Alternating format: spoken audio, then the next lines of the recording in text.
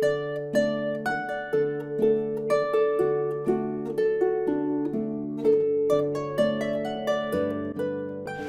are in the Orts log house, which we believe was built around 1790 something. It's really very hard to say.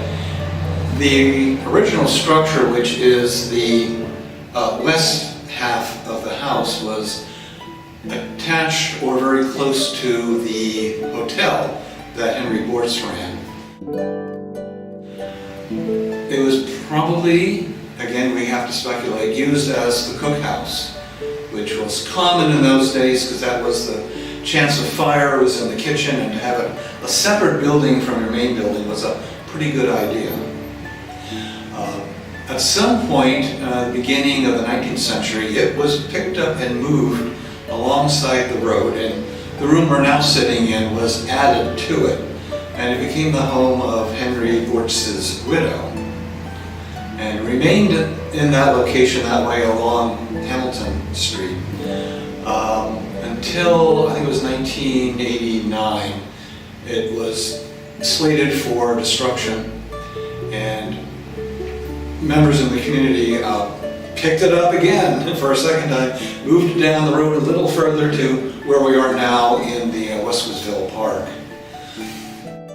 One of the things we've been able to preserve about the building is the use of whitewash.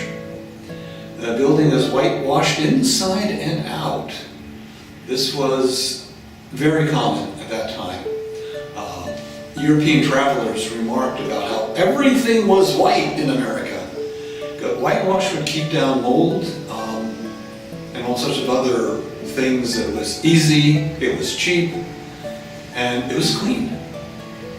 So it was used, and we've kept at least that feel when we did the reconstruction.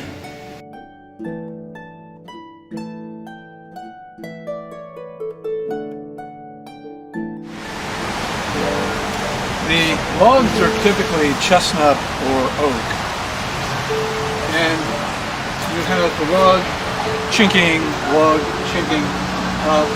Sometimes these are even stone-filled. At the corner here you can see that these are dovetailed together, and they often put the board just on the corner, because this is where the water would get in and would rot the log most quickly. The doorways were typically low.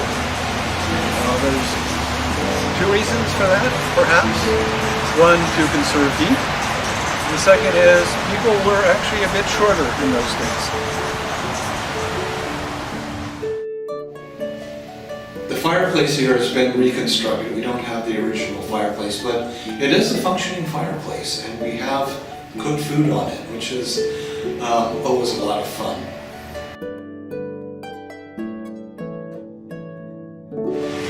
Here we have a double-bladed cabbage cutter.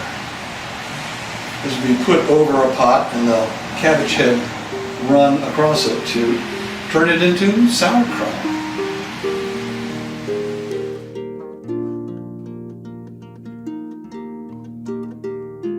Just for fun, here are the sorts of items that children may have played with at the time.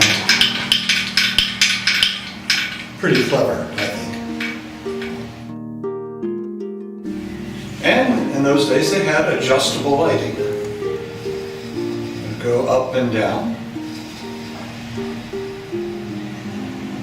A little bit of fun.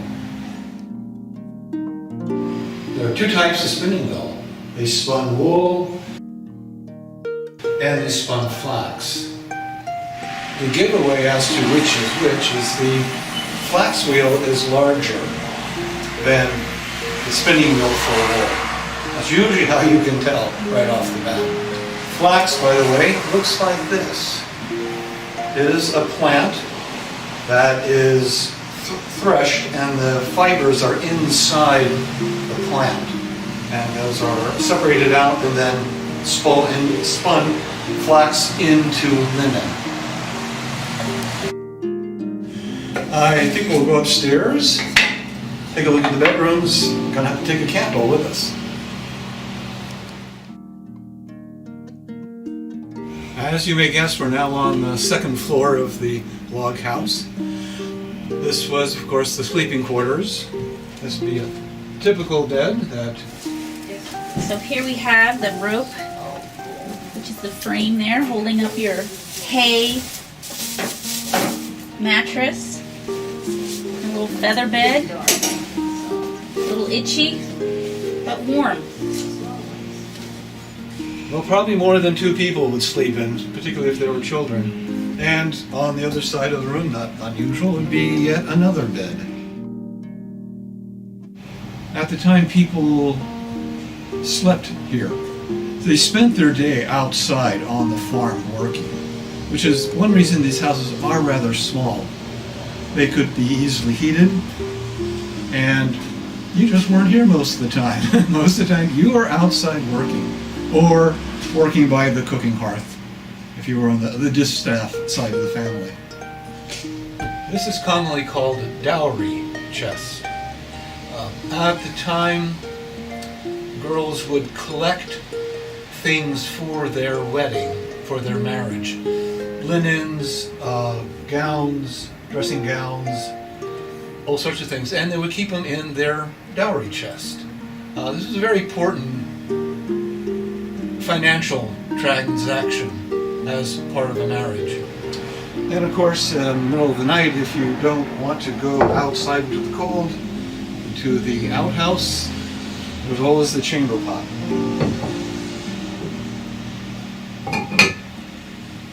As you may imagine, there was no running water. In the morning, you'd have a vase of water sitting here. You'd, break the ice, perhaps, in the morning, pour it into the bowl and wash up. Mark Twain talks about this growing up, the children collecting around the wash basin and in the cold winter, splashing water in their face. He said it was very invigorating. And this part of the log house, we've collected a number of items that were commonly used on the farm. For example, a wooden shovel. Yes, a wooden shovel. Metal was pretty valuable, sometimes hard to come by. There are things like draw knives for it could be used for making shingles.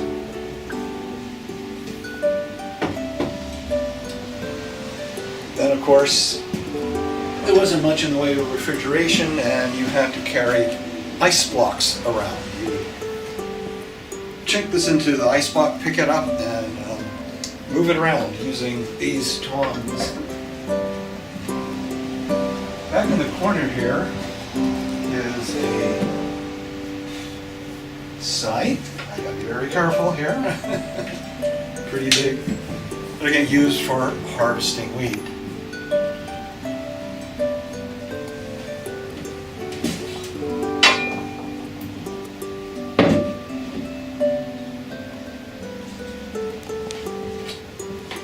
And of course,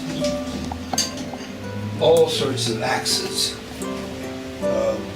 Wood was, of course, one of the main materials that was used. This house was built of wood, furniture was built of wood, and of course they heated the houses with wood.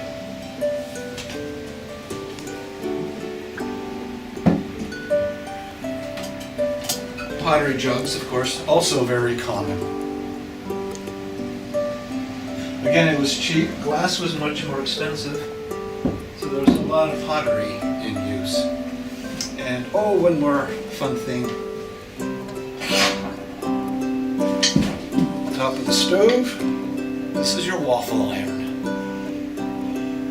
Waffles remain very popular and were popular at the time.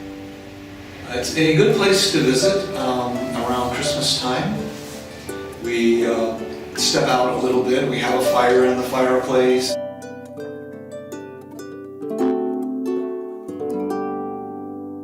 Also, and today I'm talking when we're having our Harvest Festival.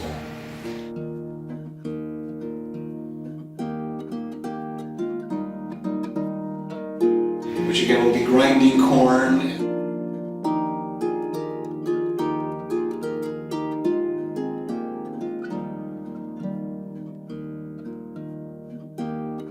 We also have a museum down at Olympic Park, which open Sundays 1 to 4. You ought to come and check us out. A lot of good local history. So, well, thank you so much for listening to me.